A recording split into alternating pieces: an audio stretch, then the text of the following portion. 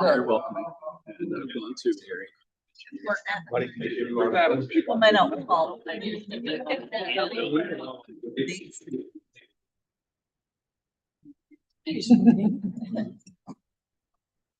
Coming over 6 o'clock, Wednesday, May 27th, 2026. This is our Central Pines Regional Council Board of Delegates meeting.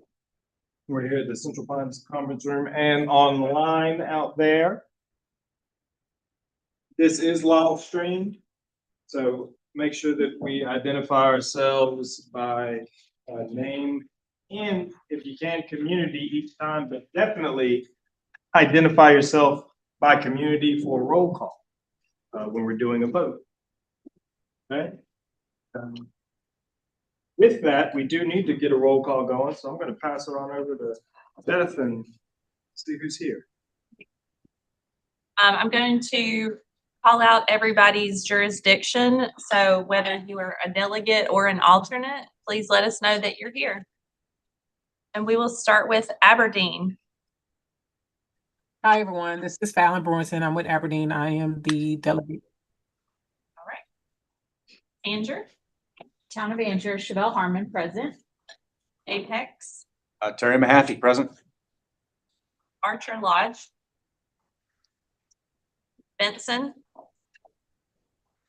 Broadway. Andrews, present. Carborough. Carthage. Perry. Chapel Hill. Chatham County. Amanda Robertson, Chatham County, present. Clayton. City of Durham. Durham County. Foxfire. Fuquay Varina. Garner. Hillsborough. Holly Springs. Krista Shazer, Holly Springs. Johnston County. Bruce Lauder, Johnston County, present. Kenley. Nightdale. Wanda Neal, Kinley, present. Okay, thank you. Nightdale. Lee County. Micro. Katie Garcia, Town of Micro, present. Moore County. Morrisville. Orange County. Sally Green here. Pine Level. Pine Bluff. Pinehurst. Barb. And Barb Thicklin, alternate Pinehurst. Thank you. Pittsburgh. Lynn. Alternate Pinehurst. Lynn. Alternate Pinehurst. Lynn. Alternate Pinehurst. I think we might need somebody to mute. Princeton. Stacy Johnson, Town of Princeton here. Raleigh. I think we might need somebody to. Providence. Goldsville. Ronnie Kern. Sanford. Rebecca Salmon, City of Sanford. Selma. I'm McAllister, Town of Selma, present. Amy Whitley, Town of Selma, present. Tyler City. Norma Boone, alternate. Thank you. Smithfield. Southern Pines. Ann Peterson, present. Taylortown. Bass. Wake County. Susan Evans, Wake County, present. Wake Forest. Wendell. Joe DeLuch, Wendell. Looks like I've got Commissioner Honeycutt on as well. He's alternate. Thank you. All right. Whispering Pines. Wilson's Mills. Ross Riley, present. Zebulon? All right, we have quorum. Yay. Cool, got it. Cool. Thank you very much. With that, that brings us into a little portion of getting to know CPRC. In April 1974, Triangle J Council of Governments produced a North Carolina Region J individual atlas. In fact, Lee's got it on hand right here. We have it right here. Yeah, and he's actually, if you don't mind handing it off so that we can Hand it pass off. it around. Document that we have in our Pine Preserves Library. The atlas listed topics such as regional history, population, housing, and economic data. Excuse me. It also included government financial data and a zone and subdivision survey from 1974. Regional data and information are interesting and very helpful as local governments consider growth and other decisions. That is why it is important that this board recently adopted a strategic plan that directs CPRC staff to continue investing in its data center and the Connected Region Clearinghouse. Through these efforts, regional data like this should be at the fingertips of our local government members in an easy to access digital format. Great work on that. Folks, in 1974, I was one. Good work. I was a Wow. little more than that. Yeah, I was -8. Sadly, I was alive. Quite a lot.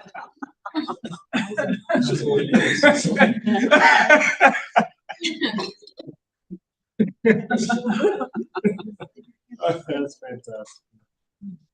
Well, that brings us into review of the agenda as we pass the book around the room here. I believe we have quite a few adjustments to make to the agenda. So we're going to add the nominating committee report to business item B. And so we've got that. It was not originally on the agenda we saw previously. We're going to replace resolution 2026-0502 with the copied email to the board by the executive director this afternoon. So that'll replace that. And then we're going to add resolution 2026-0509, Triangle West Project Prioritization Pilot Program Grant. Project resolution to the consent agenda as consent agenda item J. And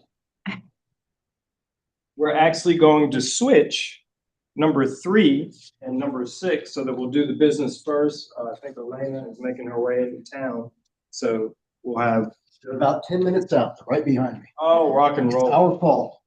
Oh, quite all right. Glad we could take care. So we'll switch 3 and 6. And so we'll start with business in 3, and then we'll switch it out with 6 as presentations and recognition. Does that work for everybody? Any concerns there? All right. Well, we'll go ahead and approve that agenda, and that'll go ahead and get us into business. We're going to talk about a recommended budget for FY 2026-2027. Okay, Mr. Chair, members of the board, good evening. Glad to see such a great turnout. Appreciate everybody that are both online and in person. I'm gonna snake around here so that we can see the screen. Hold on. No worries. Got to make a quick adjustment. Making a quick adjustment. So I'll go ahead and get started while Beth is making a quick adjustment. This evening, we present to you the recommended fiscal year 2026-2027 budget for your consideration and potential approval.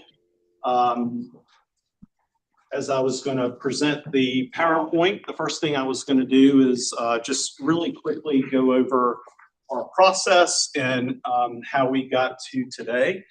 Around mid-April, I presented the recommended budget to the Board of Delegates and to all of our local government members. Our charter states that we're supposed to get a email or get notification out to our local government members by the 15th of April of any intent to change our member dues.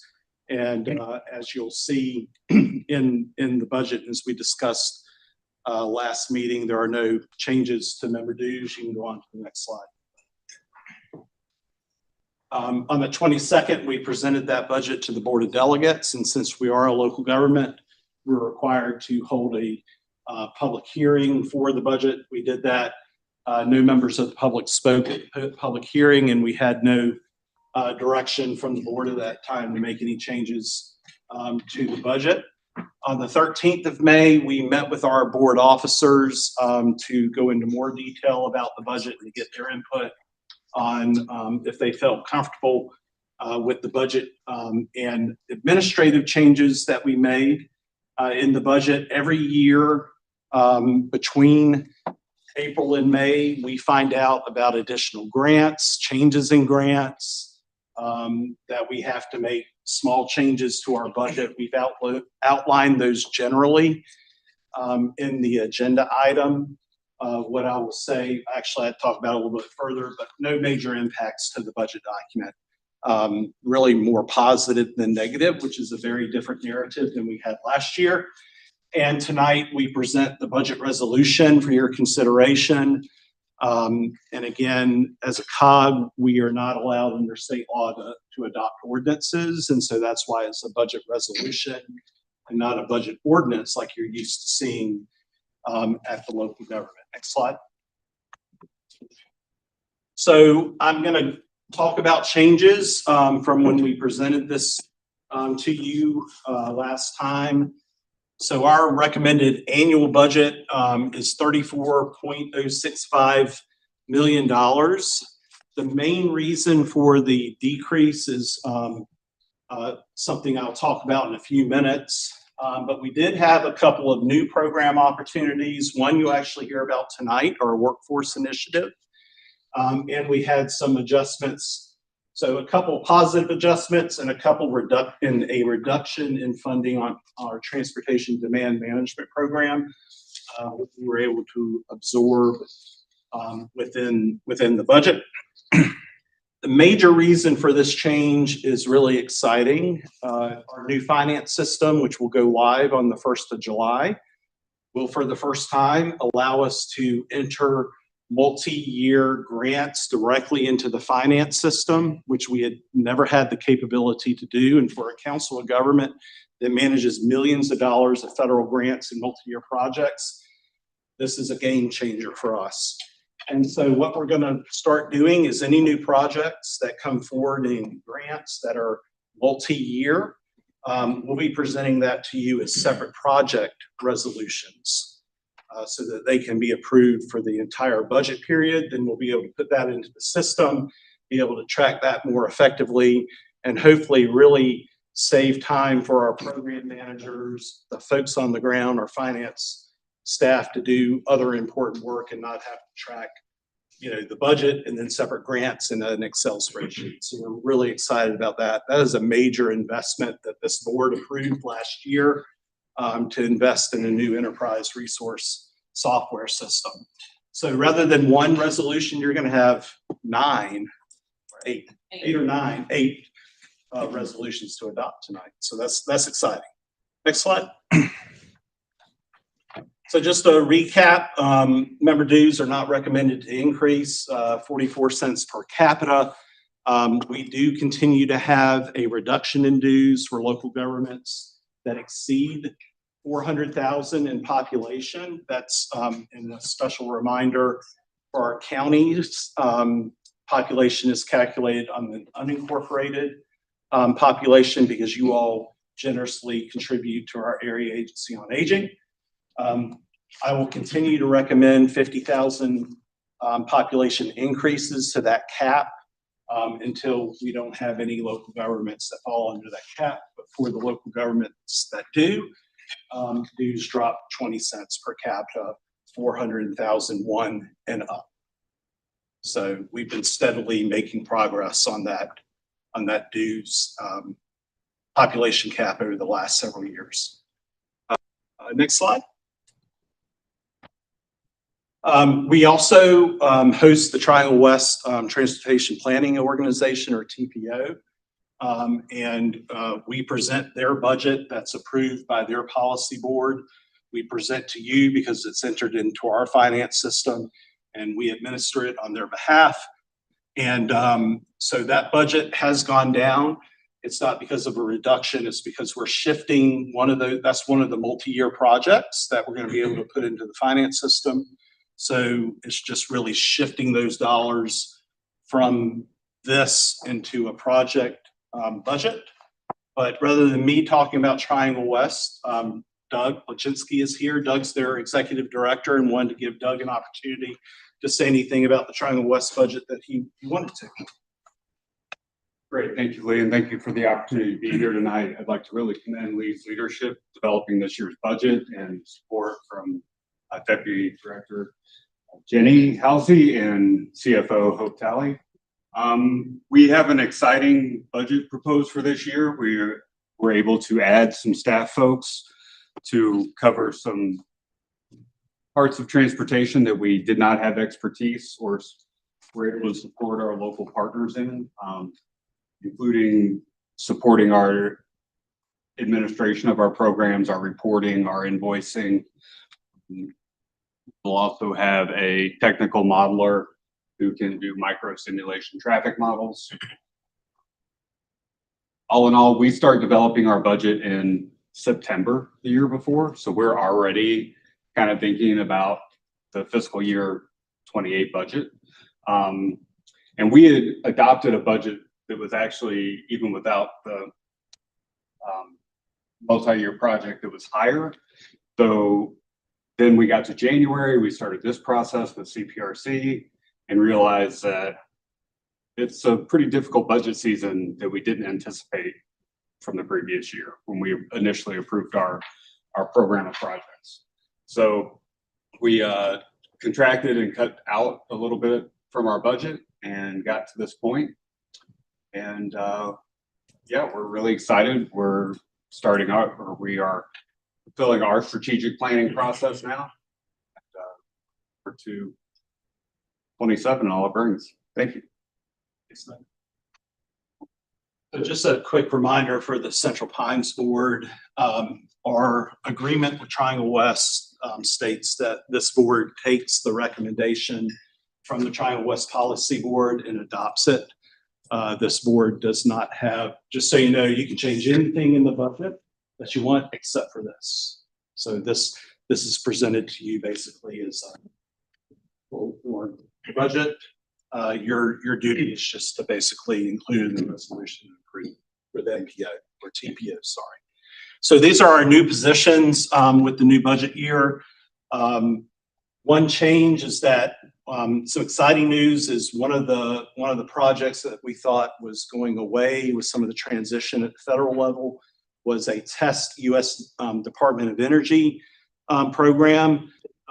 We got word a couple weeks ago actually that this is being reinstated, and so we're upgrading the Planner 1 we were going to hire for some clean cities and clean fuels programs to a Planner 2 so that they can actually administer all three of the projects, and that'll, I think, give us a better opportunity to recruit somebody that'll do a great job. We've talked about our housing initiatives and our housing programs. We have a $10.1 million award from the state for housing rehab that'll start July 1st, and we believe now's a great time to bring some of that expertise in-house to help administer that program and the other housing things that we're doing. And we're also going to be hiring a Planner 2 and our member assistants. Our ongoing projects, our growing need around strategic planning and other things will help support that. And then, as Doug mentioned on his side, there are 3 positions in the Triangle West budget that are in the Central Pines budget as requested by the Triangle West Policy Board. We also have 2 promotions or position changes that were included in the budget. One is a regional data strategist to really begin to develop and carry out the board's desire in the strategic plan to really up our game around our data center and things of that nature. And then our transportation program manager. So right now we have a principal planner that manages the Central Pines RPO, the rural planning organization that serves parts of Orange, Chatham, Lee, and Moore. And that individual works very with a board, very important decision-making, high-level policy, and that's more appropriate for a program manager level position. So we're gonna deal with that with the new budget. Next slide. So just a reminder on salary and benefits. All employees will be getting a cost of living adjustment with this budget, a 2.2% cost of living adjustment. Central Pines employees will be getting a 3% merit increase for those that qualify. And then we're really happy with our new health insurance arrangement with the NCHIP program. A much more predictable situation in terms of health insurance. For the first time in my 11 budgets with Central Pines, I got health insurance numbers in January. I usually get them the second month of April when I've already finished the budget. So predictability, modest increase. We're actually sort of self-insured now through NCHIP. So any savings that we have is actually credited back to us, and we're actually able to see that and apply it to new programs, or maybe a 1-month vacation from having to pay premiums eventually. But we're actually able to see those savings and deal with them. One really exciting thing that I don't know if I mentioned when I presented the budget is that we've already been able to really enhance our mental health offerings to our employees, which was a huge priority of Jenny and mine for many reasons. And we've implemented that new system and are excited about that new benefit for our employees. All right.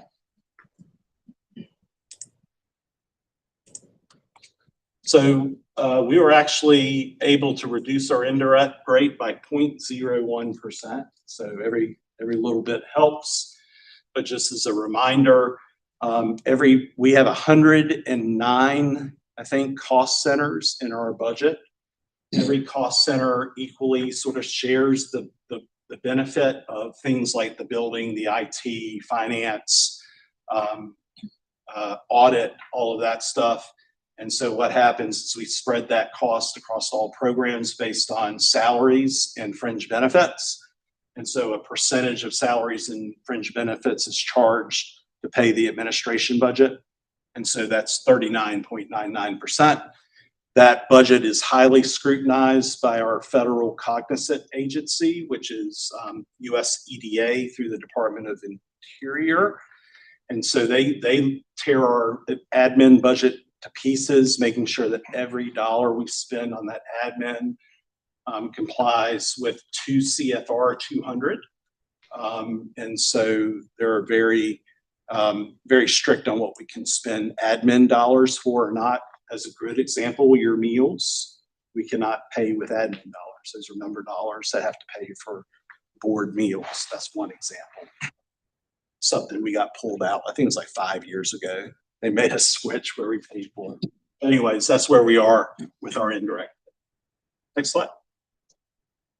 So one last thing I want to say, and then I'll go through this. So the other important thing is with this new budget, and I don't think I mentioned this the last time, we have had a really great relationship with the town of Cary over the last 7 or 8 years they've done our technology for us under contract. The town notified us 7 or 8 months ago that they were not going to be able to continue that relationship. And so we're really pleased that the town of Morrisville is going to be stepping in as our technology provider. We've met with them many times. We're ready to go. And my hope, and I don't think employees are really going to see any difference in the service. They're all going to get new laptops, so that's a plus. But we're excited about the relationship and really thankful to the town of Cary for their service and help. So these are the resolutions that we're asking you to adopt this evening. The first one is the main annual budget resolution, which is $34.065 million. And then we have 6 project resolutions for new projects that are starting July 1st that will go beyond one fiscal year. These include Lee County, Chatham County, and Wake County Urgent Repair Program. Those are housing programs through the North Carolina Housing Finance Agency.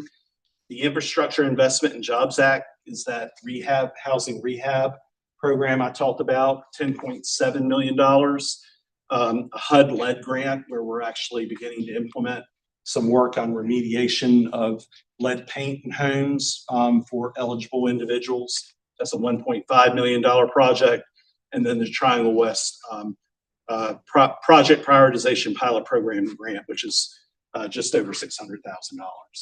Finally, every year the board adopts our pay and classification tables so that we have a pay and class system in place to be able to appropriately hire staff members at the right grade and class.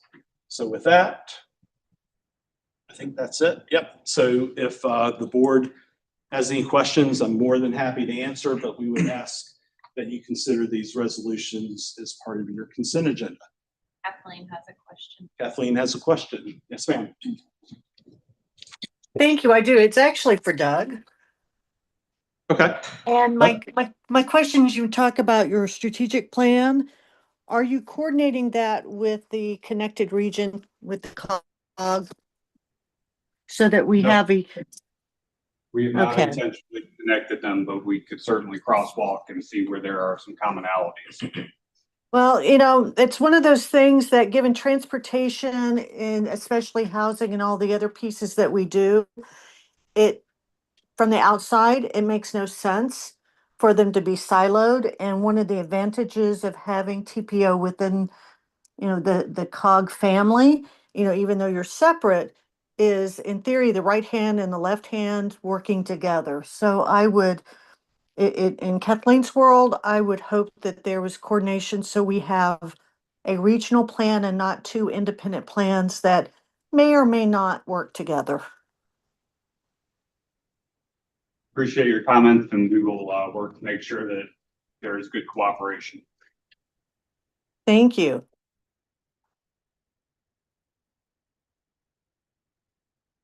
Other questions?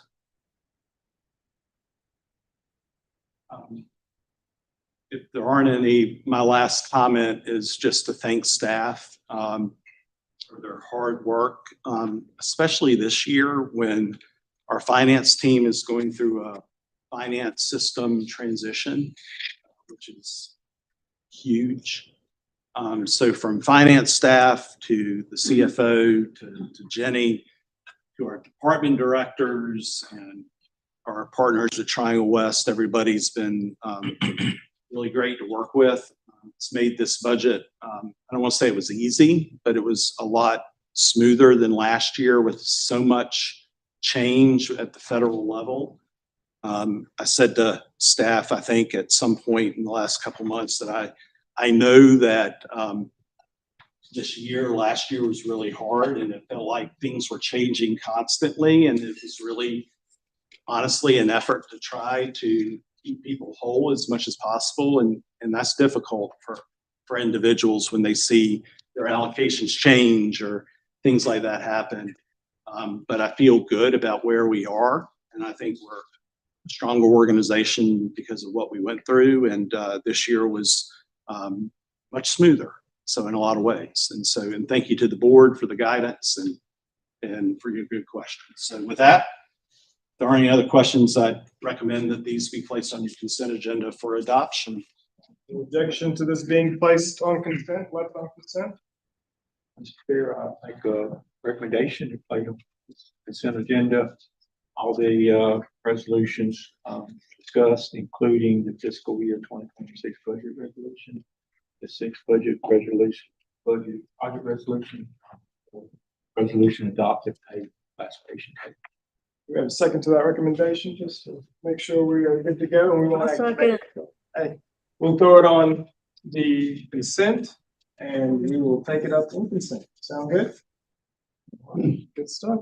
That brings us to the nominating committee report. And Chair. I was going to do it. So I first want to apologize to Beth for a little stress that may have or may not be created. I'm not sure about it, but I did kind of do this one on my own. To Sally, Sally already talked to me about it. So she already got me. Beth would get me, but she hadn't yet. So, but it was. I will say this. This is probably the first time in the recent past that we had the 3 board members who were on there agree to move up. That hasn't happened in several years since I started out on the board and then moved straight up. So that was great. We had Susan Evans who agreed to move up to be the chair. They'll agreed to move up to be the first vice chair, and Chris agreed to move up to the second. That's because they had so much fun on this current board. And, I think they all mentioned that. And I did reach out. So there was 3 calls. The 4th call, I reached out to Katie Garcia at Micro, who we had extended the invitation to the previous year, and she wasn't quite ready to step up into the secretary treasurer role. And talking to her this time, she is ready to move into that role. So that was the 4 calls I made on that. It was, yes, it was not usually that way. But so those are the 4, I guess, the chair of the nominating committee who acted alone. But those are the recommendations. I think we've had the folks who are on the board have done a great job at what they're doing. And I know Katie has been very consistent in her presence at all our meetings. So I think that we will have a great team next year. Let me ask a very straightforward question. Anybody on the nominating committee have concerns about that slate of officers being nominated? No concerns. No concerns. Cool. Good job, bro. And with that, actually, is there any concern about placing that nominating committee report with those nominations on consent? I'll make that motion, Mr. Chair. Yeah, do we have a second? We won't roll call it, but just to make sure we're good. Everybody good with that? Second. So we will actually place that nominating committee report on consent as well with that slate. We've got chair, Susan Evans. We've got vice chair, Chevelle Harmon. We've got, what am I missing? Secretary treasurer, Katie Garcia. And second vice president, vice chair, Mr. Sager. Yes. Everybody's okay with that? We'll put that on consent as well. All right. And then that brings us to circling back to Elena, who's had a busy day. God bless you. Oh, we didn't do that yet. Not yet. Okay, I have two items, I believe. We've got you starting off with the program service spotlight for public workforce initiative. Okay, can we? You want to switch it? Let's do that first. Yeah. Clerk recognition. And yes, Councilmember Hutchinson beat me back, but we both drove up from Whispering Pines. So thank you to everyone for bearing with me as we switch our agenda. So I think it's under recognitions. The first thing is the. Yep. So we'll do 3 first then. So that'll make that 5. We'll do that. Yes. Perfect. So I have the pleasure first of just providing you with an opportunity to help us recognize our board clerk, who many of you, hopefully all of you, have heard from many times and know via email and by face and through phone calls and all the communications you receive from her. We're very, very lucky to have her. She is our board clerk plus many other things in our organization, which is not normally what clerks do. So she juggles everything that she does for you all as a board in addition to many of our other responsibilities that we have for her here. and keeps us in compliance with state law, make sure you all know what's going on. And so we just wanted to take this time. I think there's a certain week in May that's Clerk Recognition Week, and they don't have COG Clerk Recognition Week for some reason. So we just kind of stuck it on with the municipal. We figured we'd celebrate with you all because we're really lucky to have her. She's been in this role since 2023. So just really want to give her a round of applause.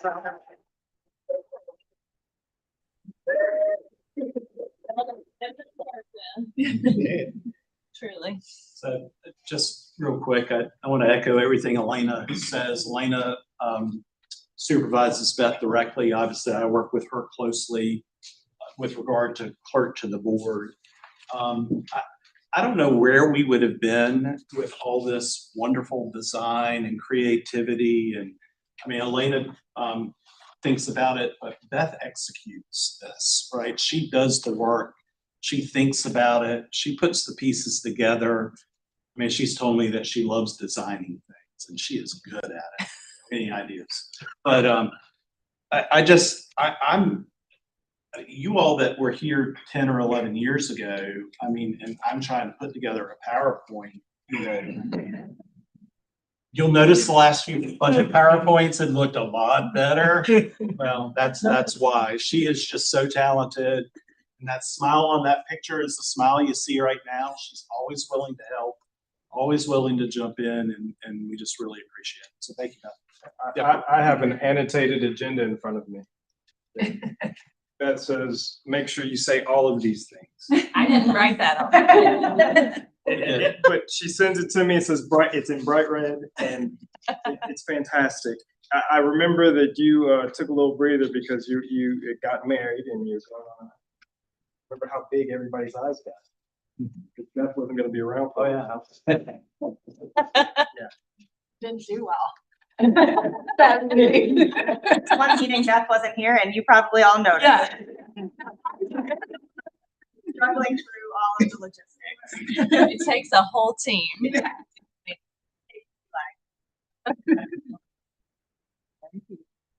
Thank you, Beth.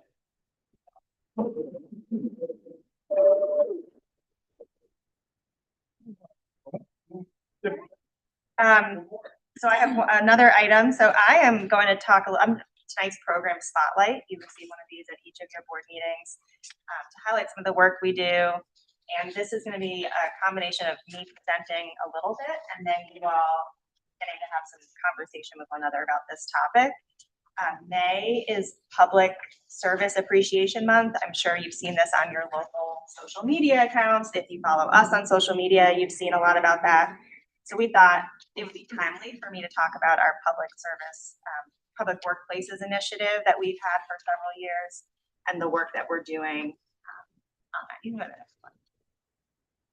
So obviously, when you talk about workplaces, there's an element of that is individual. Each of your organizations has a different culture and a different approach to how you handle workplace dynamics and employee retention. But we have found that there are 4 areas that we think we can be most useful to your organizations. Over the past few years, these have been identified, and these are our 4 goals that we have for our public workforce initiative at the COG.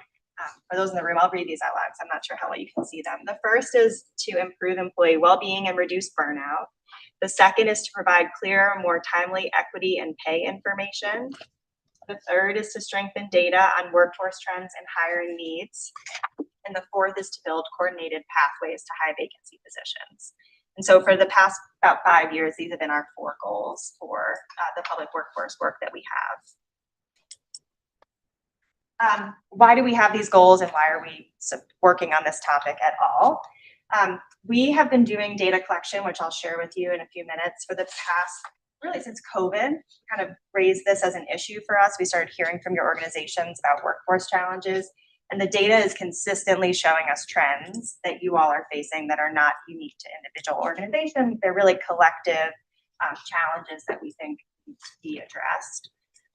A lot of our individual organizations, even the larger ones, except maybe some of the largest ones, really don't have the resources to do strategic programs around things like pipeline, where you might have two people in a certain role that you have trouble recruiting. But if you collectively come together through an organization like ours, you can really make an impact. And then we obviously just know that workforce challenges are essential for you to actually provide services. And there's areas that there are a lot of increased vacancies that have huge impact on service delivery, which I'll talk about in a minute. So I'm going to just walk through a couple of data collection efforts that we've done over the past few years. I mentioned that COVID, the early stage of COVID, is where we really started to hear from your managers and your staff that there was workforce challenges. And so we worked with RTI International in late 2022, early 2023 to conduct a survey of our management level employees. And if you've been on our board for a while, this is something that you've seen previously, but it's good to sort of reflect on. And so this went to all of your city county managers, anyone at the department head level in your organizations. We heard from 118 folks in those positions, and we heard a number of really interesting trends. So again, for the folks in the room, I'll read these out loud just in case you can't see it. At the top, 87% agreed that over the past few years it had become more difficult to recruit into the public sector. 58%, so a little bit over half, agreed that staff felt valued by the community. 55% agreed that staff felt valued by elected officials. 32% agreed that staff have experienced increased harassment from the public. And behind wages, because wages is always cited as the biggest challenge for public sector employment, the second most cited recruiting obstacle was not enough skilled applicants. So people were putting out positions and not getting folks with the skills that they needed. So this was done in 2023, and there's a lot more information from that report. I'm happy to share it if you want to see at that time what the full workforce landscape looked like, but these were some notable ones because they relate to data I'm going to show you in a minute. You can go to the next slide. So in late 2025, so this is pretty recently, we partnered with United Way of the Triangle and the Raleigh Innovation Team. So they're part of the City of Raleigh's organization, but they're actually funded by Bloomberg. They've been doing these innovation teams for some time to do we called it a pathways to government analysis. And there were several things that we were really interested in looking at. We wanted to understand what our local governments felt were the hardest to fill positions. We wanted to understand what folks in HR thought were the workforce pressures coming in the next few years. And we wanted to get a sense of the pathways that might exist that don't necessarily, they're not really well-defined pathways yet, but they might be if we work together to identify ways to improve on them. This was specifically focused on HR folks. So we did a survey directly to our HR directors. We did in-depth interviews with some of those and hiring managers and also some workforce partners. And when I say we, the Raleigh I team, who is not here, and if they were here, they did a lot of this work. We really just sort of provided the connection to all of these stakeholders because we work with you all. But they did a lot of this work, so I want to give them credit there. And then a labor market analysis to understand what competing categories there are in the job market, where people are going into local government from. It's also a great report. Happy to share that if you want to do a deeper dive. Go to the next slide. And here's some of the results. So these are not super different than the 2023 results. The top 4 drivers of vacancy strain. These are positions that it's really hard to fill. Skill gaps, again, compensation, competition, a limited applicant pool, and credential barriers. And on the right are the positions that the report sort of identified as needing better pathways. And so this is not necessarily the only ones that have vacancies. You'll notice public safety is not up there. And I know we all are always talking about public safety as a challenge. These are ones that don't necessarily have any existing programs in place for things like apprenticeships or trainings with our community colleges. BLET for public safety is like pretty established. You know, we can have a conversation about if it's working well enough, but these are the 4 that we sort of saw as opportunity and vacancy. And so it's electric line workers and building inspectors, social work and human services, utilities and wastewater, and maintenance and land management. So that includes things like parks and rec.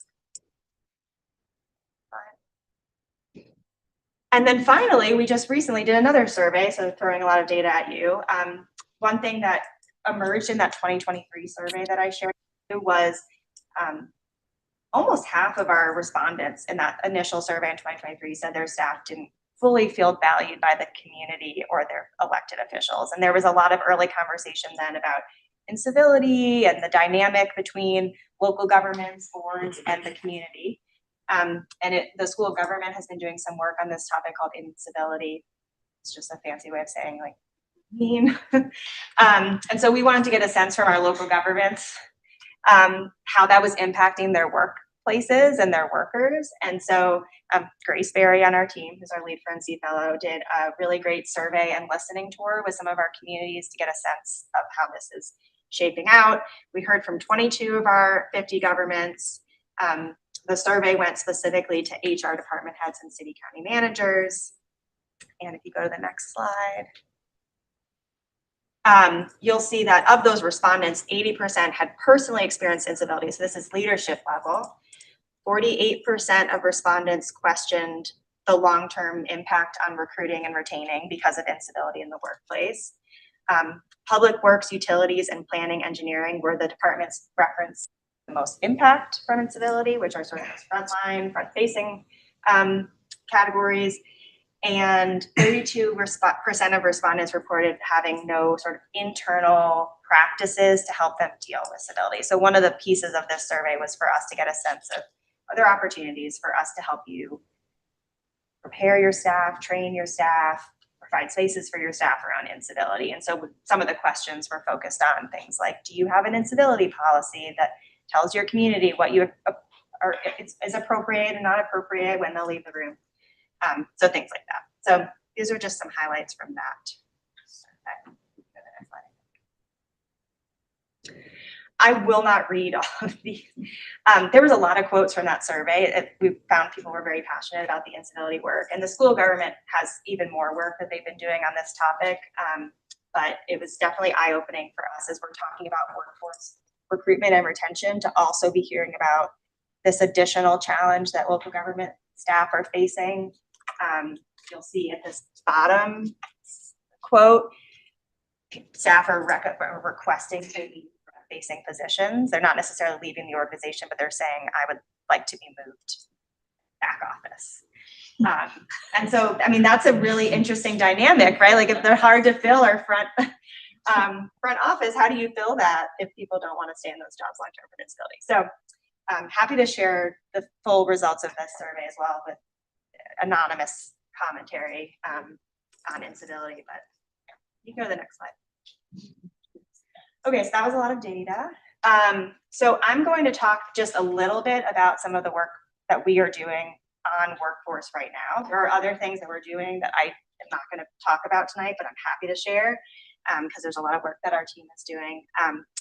But I'm going to talk a little bit about a workforce mobility grant we just received. I'm going to talk about our continued partnership that we foresee with the United Way of the Triangle, who has launched this really great future of work sort of initiative right now. And they are really excited to keep thinking about the future of local government work.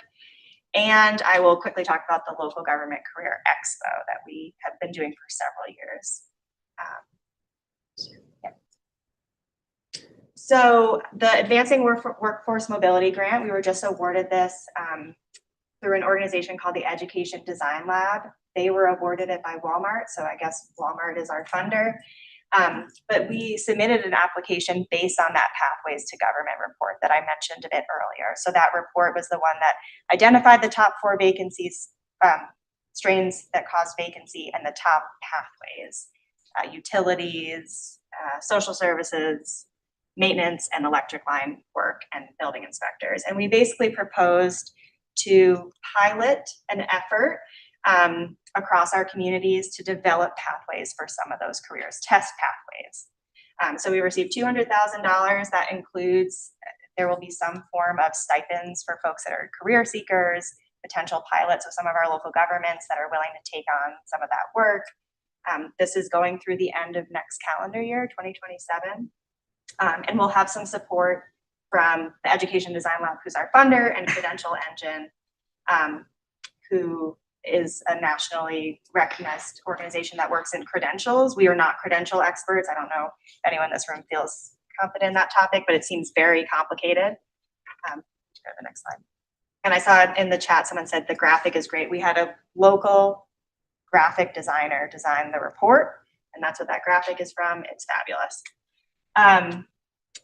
So yeah, so what's our intended result with this grant? Our hope is that we will pick 3 to 4 very specific job pathways within those buckets and do very in-depth work to identify the skills that are needed for each of those jobs, the training programs that exist in our region already that can train those skills, or if there's a gap, that there's a gap, pathway guides for job seekers that might be interested in those careers, and then tools that each of our local governments could use to pilot that in their job descriptions and their hiring processes and their career mobility plans. And this is just the timeline. So again, right now we've just launched. We will be doing focus groups with hiring managers and workforce partners and potential job seekers, developing tools, and then kind of thinking through what's next. How do we make this work broadly? The reason I think we were competitive for this grant is we talked a lot about pay in class plans. You all know your pay in class plans and how it doesn't leave a ton of room for creativity, but it's also a good tool because it makes sure that you're not treating people unfairly. And so our hope is that we can find a way to sort of work within pay in class as a process and give you opportunities to make it a little bit easier for people to enter into the workforce in some of these hard to fill jobs. So that's it on the grant. Save the date. This is another thing we've been working on, the Local Government Career Expo. This will be the 3rd year that we are doing this. August 27th at the McKinnon Center. Any of your communities have participated in the past. They're all welcome to participate again. It's the 29th. Oh my God. I did this in a different presentation. I'm so sorry. It's the 29th. I guess I wanted to be the 27th. It's a Saturday. So it's August 29th is a Saturday. But it's an opportunity for us to just sort of collectively promote local government careers. We worked with Wake County the first year. We were instrumental in making this happen and had thousands of job seekers there. And we're just continuing to think through ways to make it more useful. This year, we're launching sort of a workforce partner opportunity where the education and workforce training folks can also register. So would love more employers. Yeah, to be please there. make sure your local government is signed up. There's a cost based on size, so it's meant to be sort of reasonable based on how many employees you have, and it gives you a boost. And we handle all the marketing. So, okay, so I'm done talking. Are there any questions before we jump into like the group activity? Yeah. How can we get access to these slides? We can share them out after the meeting and make sure to share the reports I mentioned as well. And I did not dive into them fully. Okay. So we're gonna have you're in breakout groups for a reason because we're gonna have you do breakout groups. And for those of you online, we're gonna put you in breakout groups in a moment. So it's a little bit different than we normally do at our board meetings, but we thought this would be a good topic for you all to just share with one another and then talk about some questions that we've got for you. Right now up on the screen is just individual reflection. This is not the group activity, but something for you to think about based on what I just talked about, what information feels most relevant to your community or maybe not relevant at all. And if there's other data that you would hope for us to collect in the near future, we're always open to doing more analysis like that. We've been continuing to try to do that for the past few years. So you don't need to share right now, but we would love for you to share in the future if you have thoughts on that. You can go to the next slide. Okay, so we're gonna get into small groups. If you're at a table by yourself in the room, you should maybe find a table that has people. And I'll just read out what the questions are going to be for discussion. And then for the folks online, we're going to do 2 different stages. You're going to discuss as a group, and then you're going to report out. So sort of traditional group activity. You'll talk about these 3 questions. So talking about what you see as the biggest challenges for the local government workforce. It could be specific to you. It could be broader challenges you feel like you're seeing, what warning signs there are, the impact it might have. And then what immediate next step would there be for individual jurisdictions and for the region? So one next step to address that challenge for communities to take individually, and then maybe for us to collectively take. So you're going to discuss as a group. You can have different ideas, but ideally you're coming to one answer, one challenge, the impacts, and the next steps. And then you'll have a chance to share that out with all of us. So we'll put folks in groups and give you like 10 to 15 minutes, depending on how much you want to talk. Go for it. Oh, and you need a reporter, someone to be willing to share out. It's here. Thank you. I know. Look, Sally said she just left the table. Come join. Okay, come on. Yeah, we're good. Over here. Everybody left. Don has a jacket on, so we'll hit the ours. Yes. Step out for just a second. You know what, you're gonna get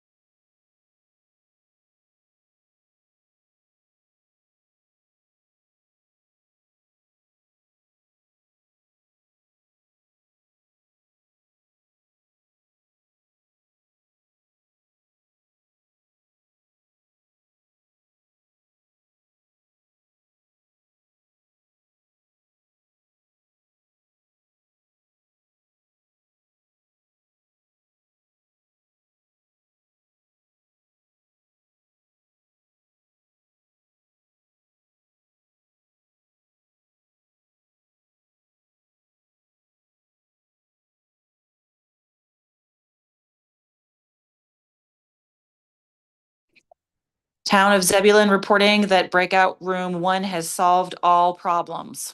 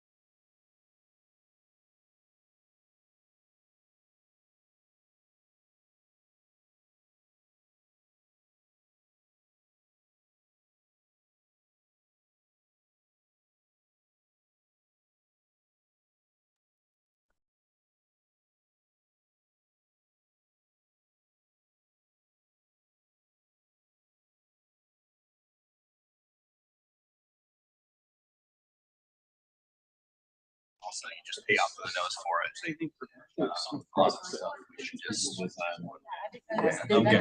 I mean, it doesn't have to be perfect, it just has to be good enough to not pay 30 grand. You can do 80% of the job for free. We're doing a switch here, over email. So. Yeah, they have. And I suspect if we had the time to just go out They all start. like that. Yeah. It's just, no. Those are Johnson County does that. Like some of the other towns. You multiply that by 6 or 7, now you got 1.6 million in your budget. Where you said 4 million. So we weren't even public. The pay scales. Just having enough staff. So 250 later about is we're spending it on the guys' intelligence. In essence, that is the problem. Okay, what group wants to go first and share It's what like a you new discussed? earth-shattering. I'll kick it off. We were very simple. We said budgetary pressures, no shade thrown to not being able to raise taxes or anything. And we said, Throw some shade. no, I'm not gonna do that tonight. This is live stream. But budgetary pressures and, those types of externalities. We talked about AI challenges, a good conversation that we were just having about the different that in the government, there's a lot of products that we buy that are niche products that cost our budgets to rise. And the biggest, and that goes back to the budgetary pressures, AI changes and how that's implemented, it costs money, and then we have budgetary pressures and you can't implement anything. And we talked about hostility and social media, how that is a recurring theme. And the last thing we talked about, when we were talking about records requests and how that's very archaic. And Apex, they have a new system that's coming in that sounds to me really cool, but that's what it is. What's Apex doing? What's Apex doing? Oh, I mean, our clerk went out and did a study of all the products out there and got a team together and looked at all, and they selected a vendor. And again, it comes down to what I think is relatively expensive, but it's going to be a product where there's a website and you make a request and it gets tracked, and then there's workflow where it gets assigned to various people, and the documents get uploaded, and then the assignments goes to legal, and there's a redaction tool where they can do that stuff. So it's a pretty straightforward product to do public records. Right now we just got a spreadsheet and email. That's how we do everything, which gets a little overwhelming at times because we got people who their hobby is to submit public records requests, sometimes ones that are thousands and thousands of pages and can take hundreds of hours, and then tracking it is also becoming a deal too. So did I miss anything? No, I think you got it, man. Do you guys have any recommended next steps? Follow Apex and get a system for you. Apex is sending an email to everybody. But Apex is doing Talk to their clerk. Sounds good. Any other group? Online as well. You're welcome to jump in if you want. Okay. Oh, there we go. So the biggest challenge we saw with local government workforce was being able to retain employees, and the aging out of employees, the next generation, that skill gap that is going to be a big challenge because it's going to impact municipalities and counties' ability to, it's going to cost more because you're losing the knowledge, and it's going to be a delay in services. And then I guess what we should do to try to prepare, and one of the things we talked about is, I know you guys are doing the career day, but somehow connecting with that generation that's in public school or high school or middle school about local government. Somehow, our colleges and high schools are doing a fantastic job with the skills, trades subjects, but maybe somehow incorporate how great it is to work in local government. All right, this is group 3 from online, Mitchell Silver, City of Raleigh. So we came up in terms of the first one, nothing new that hasn't been said before, but just keeping up with growth. If you don't hire, that means employees have to do more.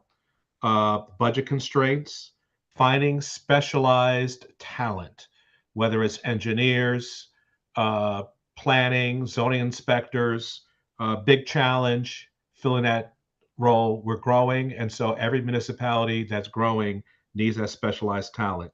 AI was also brought up, and then what was also brought up is the potential for capping tax revenue, which is our biggest source of revenue, will hurt our ability to provide competitive salaries, but also hire enough staff to do what we need to do. In terms of impact, we all agreed that this will impact operations. There's no question about it. And hopefully our citizens will start volunteering to fill the gap if our property tax is capped.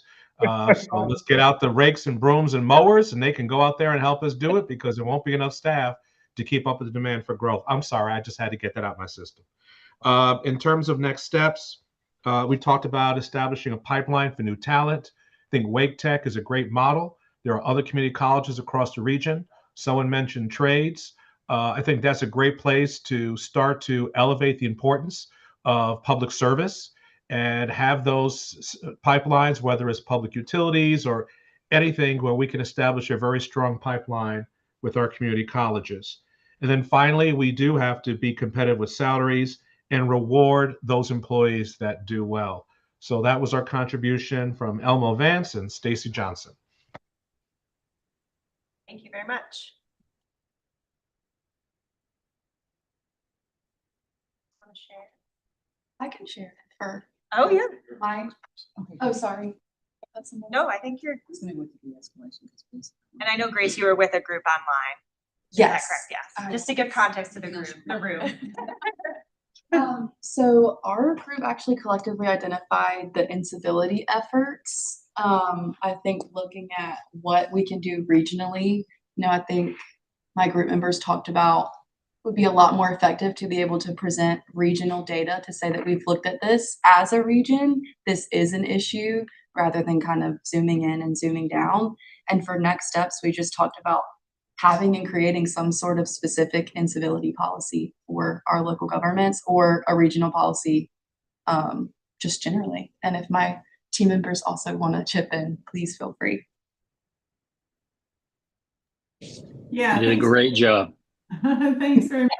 I think totally we think incivility. It was funny because both Joe and I got on at the same time and it was like, yeah, that's an important piece. And I think I don't really know how much our staff has to deal with that, but I sure would like to know.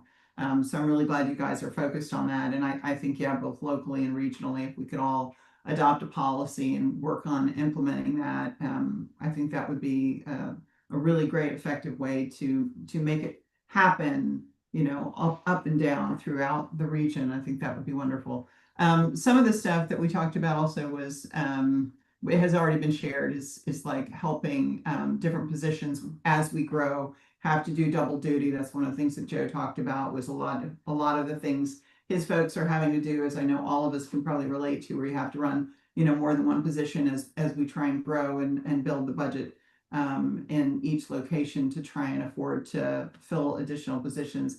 If you can even find those folks, but also trying to anticipate what those needs are going to be going forward. So really identifying as we grow, say in Chatham as a county, we know we're expecting a lot of growth. Where are those positions that we need to grow and we need to anticipate coming in? But some of the stuff also that Mitchell even brought up, I think it was Mitchell or perhaps the last group, was some of the more specialized positions. We just finished going through our 2 budget work sessions, and those specialized positions, we do manage to hire, to fill the budget for some of those, but boy, not all of them every time. And it's really a struggle to get that really specialized talent. So really appreciate you guys doing this, because yes, those are definitely areas.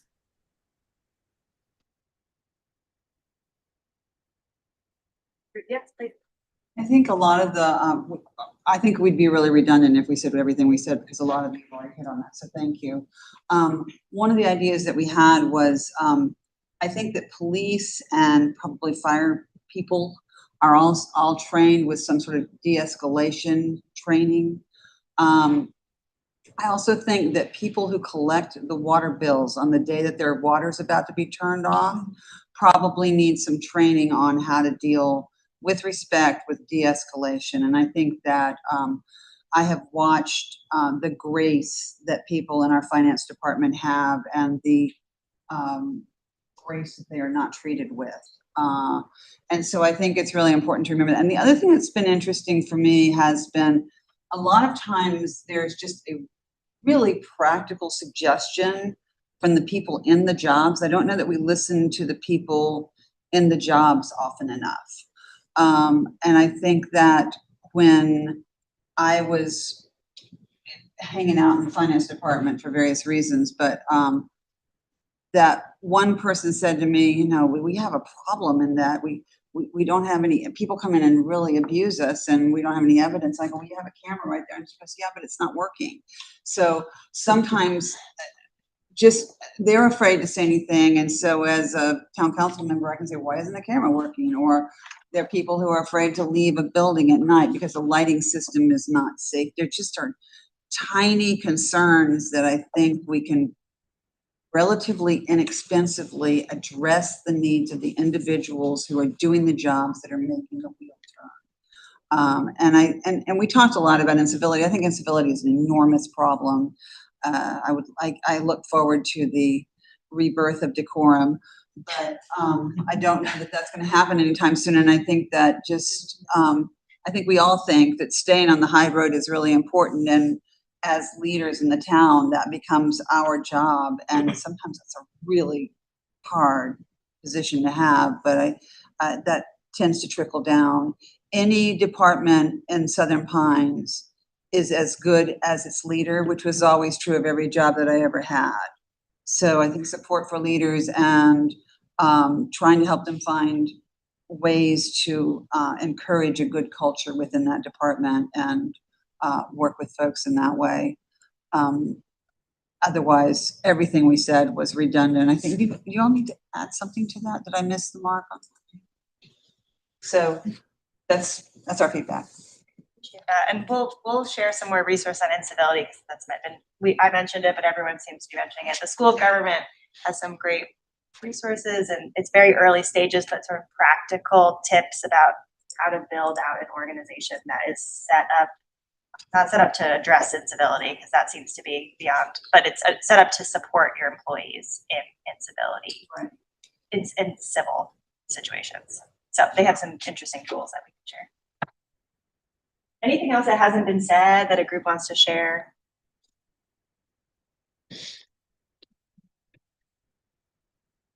Well, that's all I have. So thank you all. Thank you.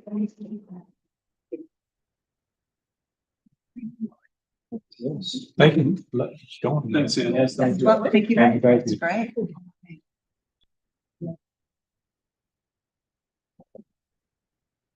I believe that does bring us into a look at our consent agenda.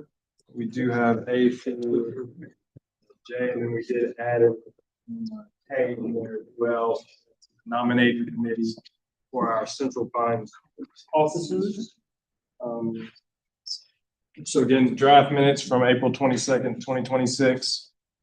We've got that recognition of CPRC board clerk Beth Seidel, that resolution in there for consent. FY 2026, FY 2027 CPRC recommended budget resolution for consent. Project resolution, Lee County URP 2026 resolution. Project resolution, Chatham County URP 2026 resolution. Project resolution, Infrastructure Investment and Jobs Act grant resolution. Project resolution, Wake County URP 2026 resolution. Project resolution, HUD-led grant resolution. Pay in class resolution.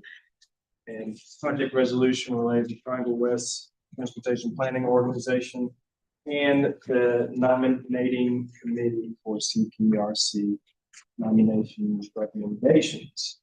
All right. With that, I think we're going to need a motion to approve the consent agenda. So moved. Second. Second. It was second. Dan Peterson, Southern Pines. Thank you. And with that, we're going to need to conduct a roll call vote, so if you don't mind. Over town and name and town for the record. And then this is just, again, one vote per jurisdiction. Aberdeen School. Fallon Brewington, A, from Town of Aberdeen. Okay. Andrew. Town Manager Chevelle Harmon, A. Aye. Apex. Terry Mahaffey, Apex, aye. Archer Lodge. Benson. Broadway. Donald Andrews, Town of Broadway, aye. Scarborough. Carthage. Cary. Chatham County. Chatham County, Amanda Robertson, aye.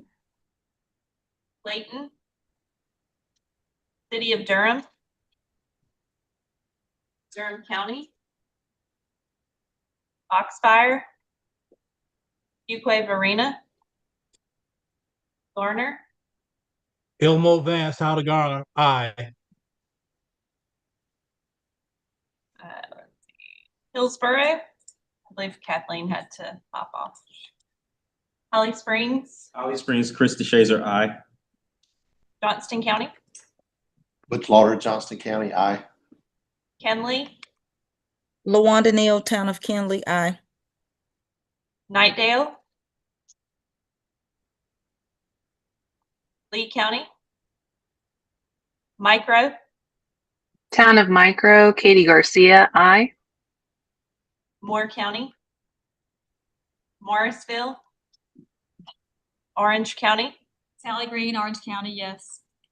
Pine Level, Pine Bluff, Pinehurst, Kevin Fitzpatrick, Pinehurst, aye. Pittsburgh, Princeton, Stacy Johnson, Town of Princeton, aye. Raleigh, Mitchell Silver, City of Raleigh, aye. Robbins, Rollsville, Patty Curran, Town of Roseville, aye. Sanford, Rebecca Salmon, City of Sanford, aye. Selma, Byron McAllister, Town of Selma, aye. Siler City,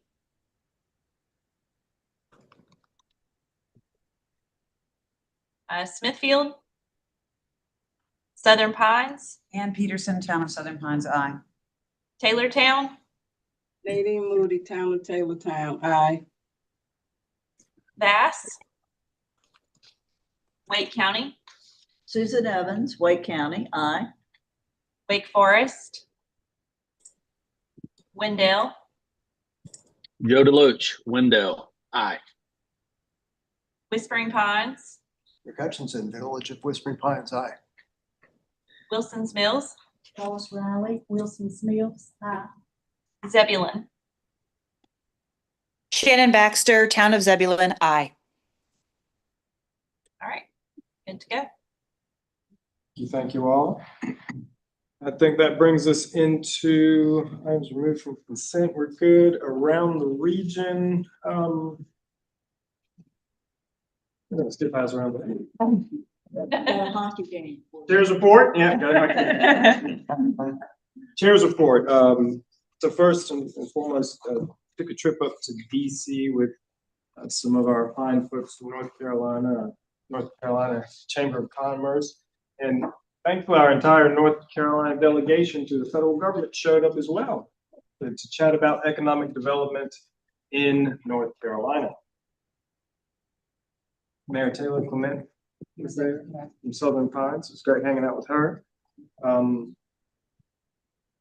The crux of the conversation, we want data centers.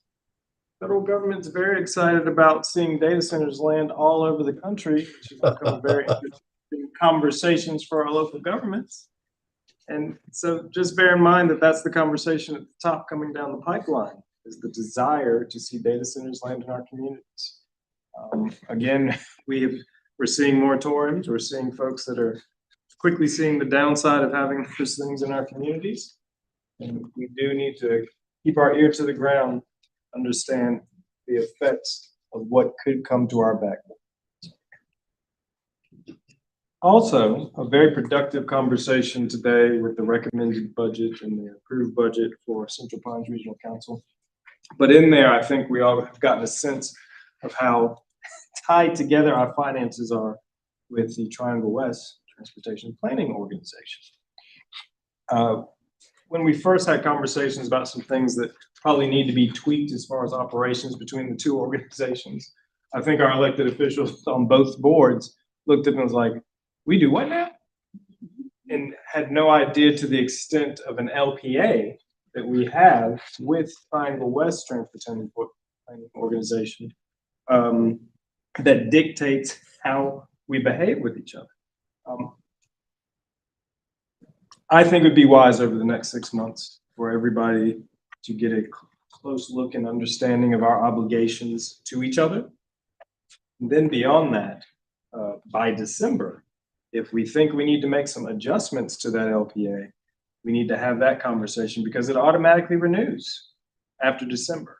I believe this LPA came into existence between what was then, was it DHCH? DCHC, something like that, in 2023. Thank you. That came to fruition. It was renewed automatically in 2025. The change, of course, with TWTPO happened in, I believe, January of 2020.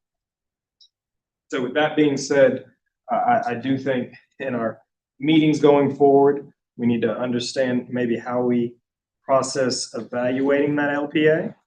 And then beyond that, maybe in a smaller group, between Triangle West, particularly since we have Triangle West members that are on our CPRC board, figure out how we have a deep conversation of our interaction and engagement. Because while I believe the relationship is working out well, particularly economy of scale for when it comes to those indirect costs, there's some work to do on the efficiency of how the work gets done. We can't have particularly either staff being hindered by our inability to work through basic operation when it comes to our finances.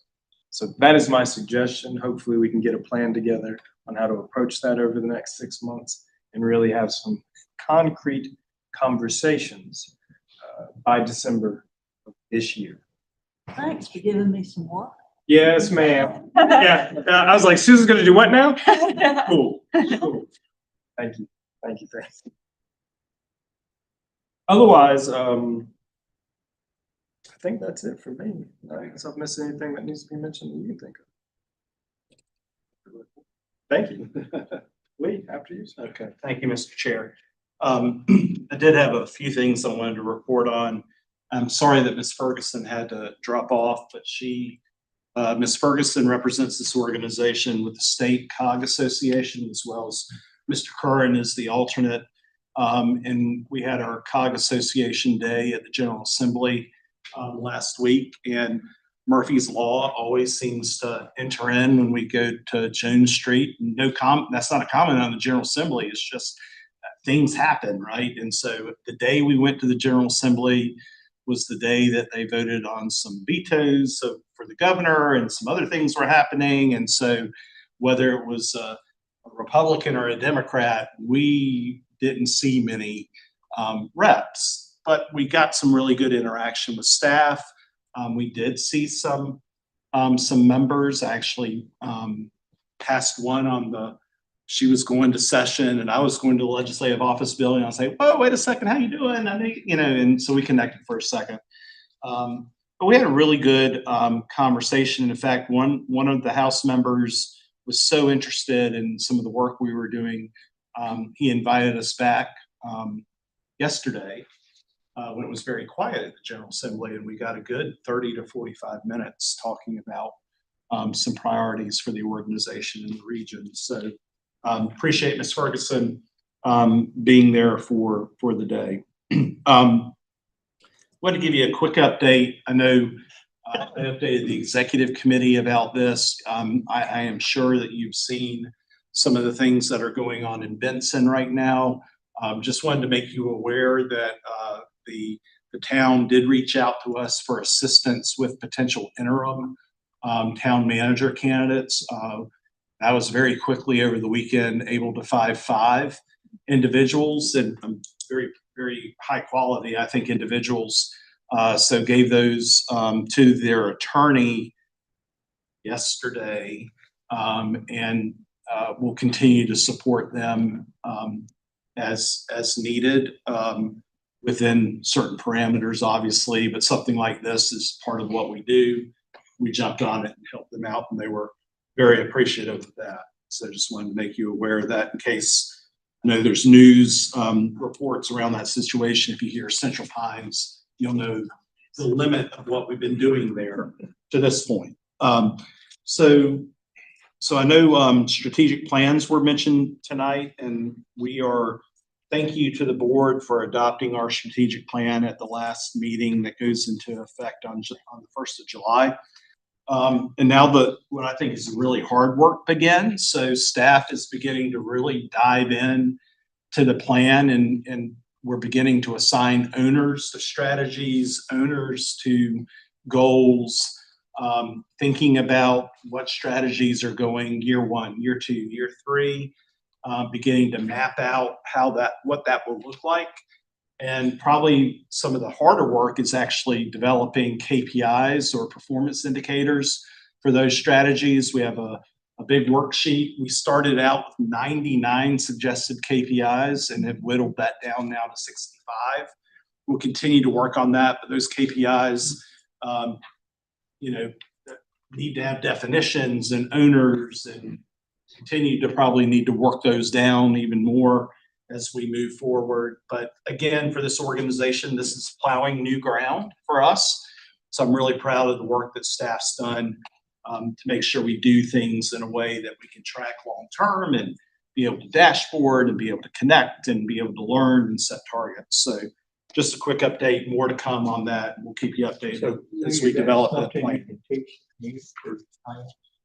I know a lot of towns don't do KPI. Yeah, I mean, I think when we get our sea legs under us, as they would say, I think we can certainly do that. I also know that there are a lot of communities out there that do some really great work around that, and we can also just connect to communities that we think are sort of best in class in some of that work. So certainly, we'd be happy to do that. That's a great question. Thank you. Yeah. In the agenda that was emailed out, hopefully my more detailed executive director's reports in there. So when you need something to put you to sleep, you can take a look at that. And but again, a great example of Beth's hard work. I type up the stuff and then she makes it look nice. But a lot of great, for folks that are new to the board, I'm not sure I really talked about this, but this goes out every time we have a full board meeting. And in the director's report, there's a little message for me this time highlighting a couple of the budget in-depth think pieces that I did with the budget, which we'll actually dive more into in August. We also connect to a lot of different things that are going on around the country with regional councils, so different interesting things. This month, I highlighted a really cool program that the Mid-Ohio Regional Council, Columbus, does around greenways, and thought that might be timely with some of the discussions around the Triangle Bikeway and things like that. This is some good work that's being done. And then we really dove into public service appreciation and highlighted some folks from local governments that have done some good work. And we always highlight our staff members that receive core value recognitions at staff meeting. So you can get to know our staff a little bit better because they're not always here, and the awesome work that they do. So yeah, so good stuff. Then the last thing I wanted to, next to last thing I wanted to push, we had a really good managers meeting today. It was a smaller crowd. I know they're working hard on budget, but we had good discussions about, we're thinking about what role the regional council could be playing around the property tax debate. And not that we're in a position to advocate one way or the other, but I think we can provide really good information around impact and cost of service and providing information in a standardized way. There's a survey that we sent out a couple of weeks ago trying to get input from our local governments on this topic. I'm going to ask Elena to re-push that survey out to the board because we really love your input on that. We're really trying to make sure that whatever we're doing is meaningful. And if there's nothing we can do, that's okay too. But I feel like there probably are some things we could be doing. So I just wanted to highlight that when you see it. And please forward it on to your other board members, to your manager, key staff that you think ought to be weighing in. We'll take as much input as we can get. So last thing I wanted to do, this is going to be the last full board meeting for our chair. So I wanted to just say thank you to him. We will do a proper recognition in August, but I did want to say thank you for chairing our meetings. I know we have one meeting left, but this is the last full board meeting. So thank you to our chair. It's been fun, and thankfully, Payne's game starts at 8. We've only got about 45 more minutes of other business. Oh, yeah. We have to say one last thing. Yeah. Go Canes. I don't think we have any other business. We've got a Canes game coming up. Everybody good with an adjournment? Good. Yeah. Hey, has anybody got a second on that one? Second. Let's get out of here. Thank you, gang. Thank you. You do. Take care, everybody. Have a good one. Seriously, I do want to hear more. We told our. I have a quick question. You're fine.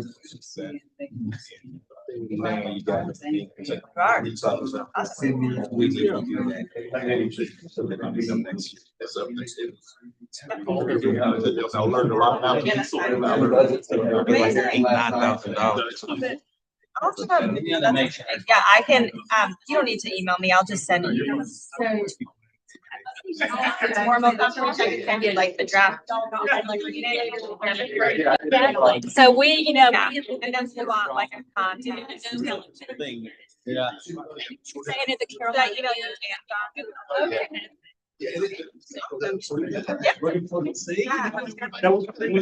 Dated the Carol. It was. That's what Yeah, I would tell people. We're happy to help. We like doing it.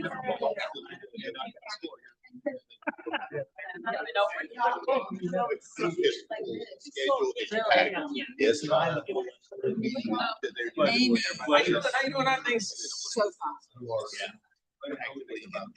Really? Oh, yeah, it's, Good to see us. good to see you, sir. Good to see you. Hadn't seen you in a while. RTO, you haven't been back on the RTO in a while. It's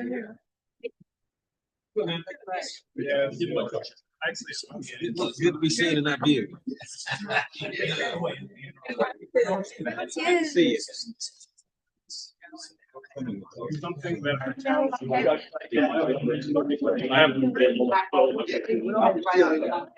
So it was rolling in, I was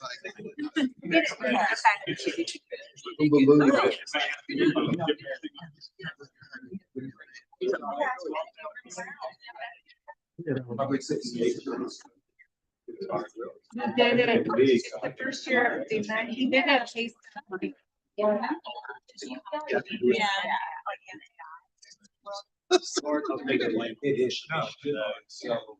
We'll make sure. Said AI, that's why I'm just. Well, I look at Good. that. Yeah, we have a good group. Speed of doing it. Decided to just simplify. On the change management. We just need a method.